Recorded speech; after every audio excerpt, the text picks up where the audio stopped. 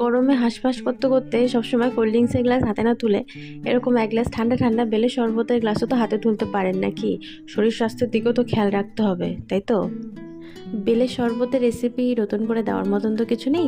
সবাই আমরা ছোটোবেলা থেকে মা ঠাকুমার হাতে দুধ দিয়ে বেলের শরবত খেয়ে এসেছি। তবে আমি একটু অন্যরকমভাবে বানানোর চেষ্টা করলাম, গন্ধরাজ লেবু দিয়ে বেলের শরবত।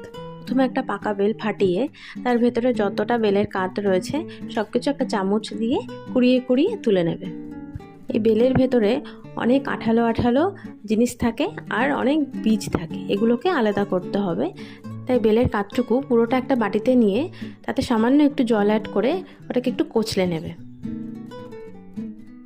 এরপর একটা ছাঁকনি নেবে, তার মধ্যে ওই কচলানো বেলটা দিয়ে ভালো করে ডলে ডলে ওটার থেকে সমস্ত বীজগুলো আলাদা করে নেবে। আমাদের দরকার শুধু পাল্পটুকু বের করে নেবে।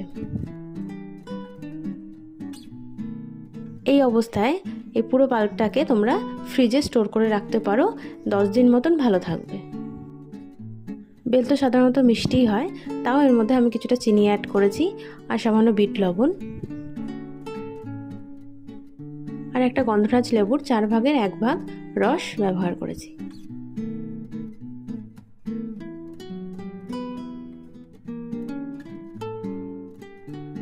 সবগুলোকে একবারে ভালো মতন মিক্স করে নেব। এবার একটা কাঁচের গ্লাস নিয়ে তার মধ্যে 4 চামচ মতন বেলের কাঠ নেব, বেশ কয়েকটা মতন বরফের কিউব দেব। এবার ঠান্ডা জল অ্যাড করে নাড়িয়ে দিলেই রেডি বেলের শরবত। এটাকে অনায়াসে ফ্রিজে স্টোর করে রেখে অনেক দিন পর্যন্ত খেতে পারো।